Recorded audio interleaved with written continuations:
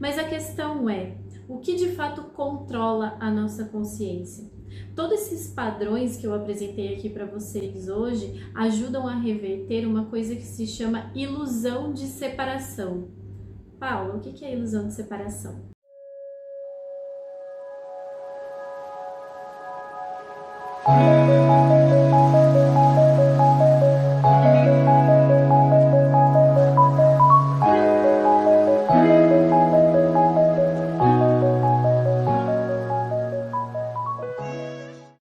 Olá pessoal, tudo bem? Eu sou a Paula Ribeiro Sanches, psicóloga. Bem-vindos ao vídeo de hoje. E o tema do vídeo de hoje é para nossa série sobre curiosidades. E o tema do vídeo é geometria sagrada. Você já ouviu falar sobre a geometria sagrada? Algumas pessoas chamam a geometria sagrada de arquitetura do universo, outras pessoas chamam de assinatura da criação. E você sabe o que é realmente a geometria sagrada? De uma forma bem simplificada, para que todo mundo entenda, eu vou falar um pouco sobre a geometria sagrada para vocês e no final do vídeo eu vou fazer uma ligação com a psicologia, né? Por que eu tô falando da geometria sagrada num perfil que eu falo sobre psicologia? As geometrias sagradas são padrões matemáticos que estão presentes em exatamente tudo que é natural desse universo. É a disciplina que comunica ao mesmo tempo, ao exato mesmo tempo, os dois hemisférios do nosso cérebro, o direito e o esquerdo. Então, será que a gente pode afirmar que a geometria sagrada foi uma coisa criada para chamar a nossa atenção de uma forma implícita? A geometria sagrada, então, ela é a forma física, a forma tátil desses números se mostrarem. É como uma matriz física do universo. Como as coisas se manifestam fisicamente neste universo que a gente vive. A geometria sagrada, ela é contada, muito contada, dentro do misticismo. Porém, na Bíblia, no livro de Gênesis, ela também é contada de uma forma lúdica. Então, o que eu quero dizer é que a geometria sagrada, ela está diretamente relacionada com a criação do universo. Por isso ela é contada na Bíblia, no livro de Gênesis, e também na matemática. Bom, a matemática conta que no início de tudo havia um vazio. E dentro desse vazio existia um ser onipresente, onipotente, que muitas pessoas chamam de Deus. Algumas pessoas chamam de fonte criadora, outras pessoas chamam de universo, enfim, cada pessoa dá um nome para esse ser onipresente e onipotente. Bom, então Deus tinha duas opções. Ou ele permanecia dentro desse nada, desse vazio, ali, contemplando o nada, ou ele começaria a criar coisas dentro desse nada, dentro desse vazio. E a primeira coisa que ele criou foram 3 dimensões. Cima, baixo, direita, esquerda, frente e trás. Bom, essas 3 dimensões hoje são representadas pelo plano cartesiano, aquele plano cartesiano que a gente estuda, que a gente aprende no colégio. Bom, entendendo que o nosso universo ele é infinito, a gente vai considerar então que essas dimensões elas vão se expandindo nesse universo, e aí a gente compreende então que existe um espaço sendo formado. Então, para criar um limite, para a gente entender o início e o final, os pontos desse plano cartesiano foram ligados em linhas retas, formando um octaedro. E pessoal, olha que interessante. O octaedro visto de cima tem o mesmo formato da estrela de Davi. Então, esse símbolo da estrela de Davi surge do princípio da criação. Na geometria sagrada, as linhas retas representam o masculino, o que na história bíblica é representado por Adão. Por isso que a história conta que ele veio primeiro. Bom, o que isso quer dizer? Isso quer dizer que na geometria, primeiro a gente precisa do reto, de linhas retas, que simbolicamente é representado pelo masculino, por Adão, para depois fazer linhas curvas.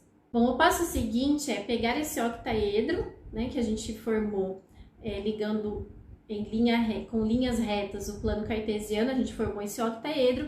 Então o próximo passo é girar em todas as direções esse octaedro, e fazendo isso a gente obtém uma esfera perfeita e infinita. Então, essas linhas curvas que se formam a partir do momento que a gente movimenta para todas as direções o octaedro, representa o feminino, que na versão bíblica seria Eva.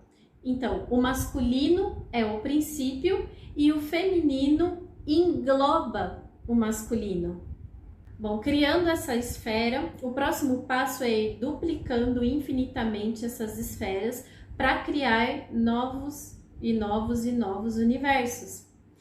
Esse formato que é apresentado nesse processo, ele se encontra em várias partes do corpo humano e também no universo. Então, por exemplo, no espaço a gente tem a nebulosa de Ampulheta, que tem esse mesmo formato.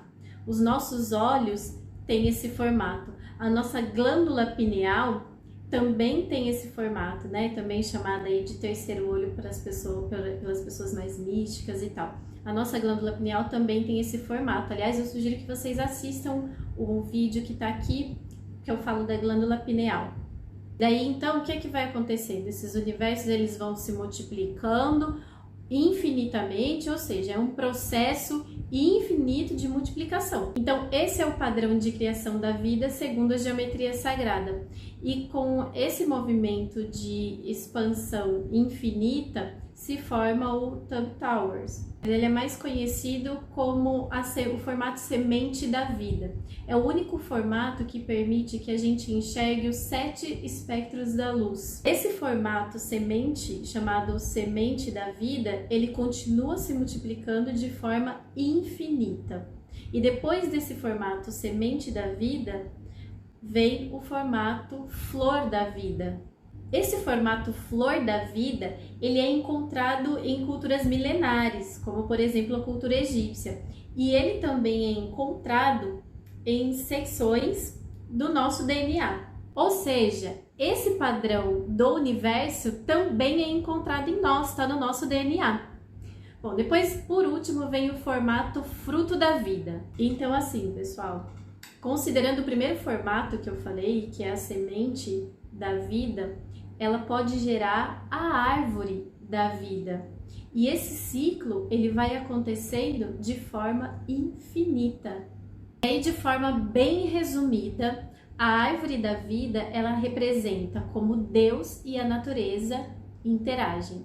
Bom, um outro formato é o ovo da vida. O ovo da vida representa a divisão. Então, quando qualquer coisa no universo precisa se dividir, faz esse formato. Por exemplo, a célula, quando a célula precisa se dividir, ela faz exatamente esse formato.